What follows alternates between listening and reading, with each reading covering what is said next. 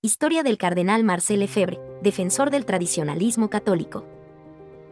Marcel Lefebvre fue uno de los personajes más controvertidos de la Iglesia Católica del siglo XX.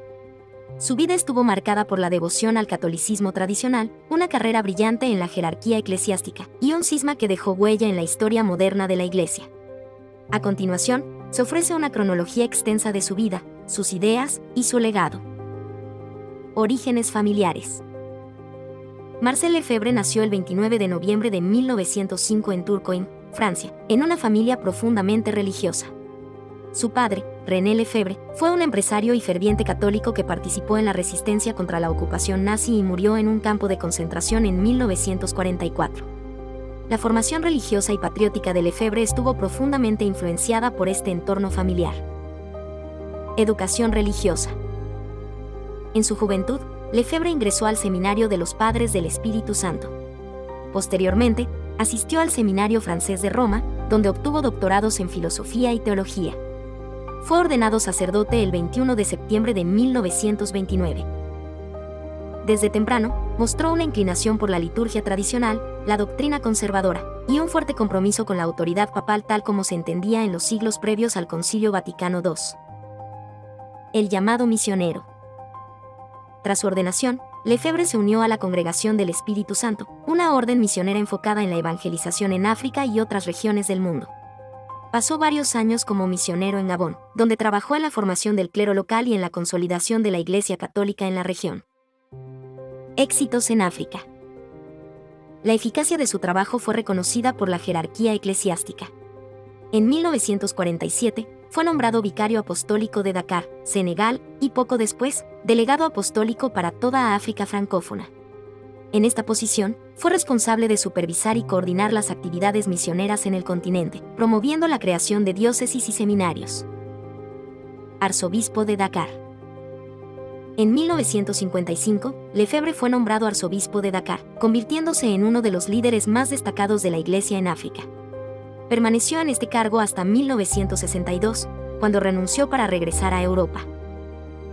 El Concilio Vaticano II, 1962 a 1965. Lefebvre participó activamente en el Concilio Vaticano II, convocado por el Papa Juan XXIII.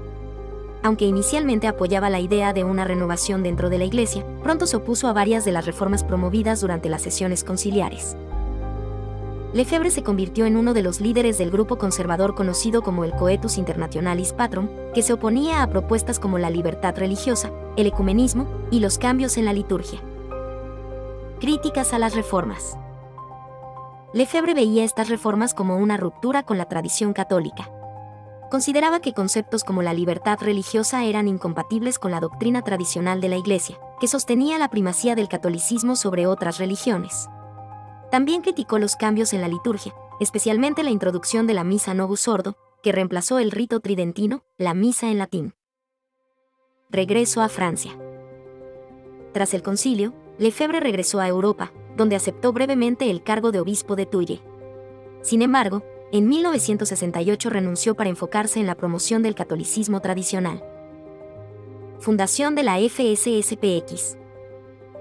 En 1970, Lefebvre fundó la Fraternidad Sacerdotal San Pío X, FSSPX, en Écone, Suiza. Su objetivo era formar sacerdotes que defendieran la liturgia tridentina y se opusieran a las reformas del Vaticano II. Inicialmente, la fraternidad recibió la aprobación del obispo local, pero pronto surgieron tensiones con Roma debido a su rechazo a las reformas litúrgicas y doctrinales. Crecimiento de la FSSPX. La fraternidad atrajo a muchos católicos descontentos con los cambios introducidos en la Iglesia tras el Concilio Vaticano II. La misa tradicional en latín, la enseñanza doctrinal rígida y el énfasis en la moral tradicional hicieron que la FSSPX se convirtiera en un refugio para los tradicionalistas.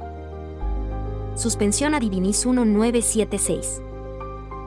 En 1976, Lefebvre ordenó sacerdotes sin el permiso del Vaticano, lo que llevó a su suspensión a Divinis por el Papa Pablo VI. Esto significaba que Lefebvre no podía ejercer su ministerio sacerdotal ni episcopal. Sin embargo, Lefebvre ignoró la sanción y continuó realizando ordenaciones y celebraciones litúrgicas. Relaciones tensas con Juan Pablo II. Bajo el pontificado de Juan Pablo II, las relaciones entre Lefebvre y el Vaticano se deterioraron aún más. Lefebvre acusaba al Papa de promover un modernismo que, según él, debilitaba la fe católica. Consagración de obispos sin permiso papal. En 1988, Lefebvre consagró a 4 obispos para asegurar la continuidad de la FSSPX, sin la aprobación del Papa. Este acto fue considerado un cisma por la Iglesia y resultó en su excomunión automática y la de los obispos consagrados. Motivaciones de Lefebvre. Lefebvre justificó su decisión argumentando que la Iglesia estaba en crisis y que su deber era preservar la tradición frente a lo que él consideraba una traición a la fe. Continuación de su misión. Hasta el final de su vida, Lefebvre continuó defendiendo la tradición católica y criticando las reformas conciliares. Aunque fue excomulgado, muchos de sus seguidores lo veneran como un defensor de la verdadera fe católica.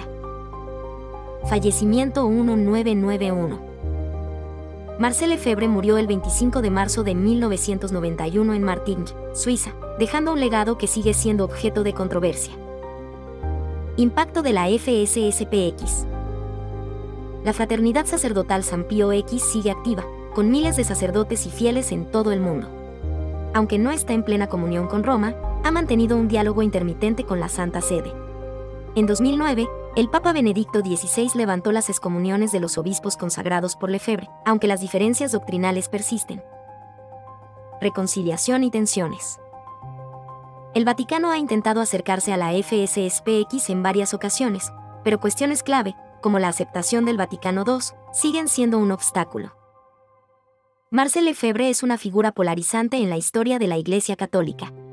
Para algunos, fue un héroe que defendió la tradición en tiempos de cambio, para otros, un cismático que desafió la autoridad papal.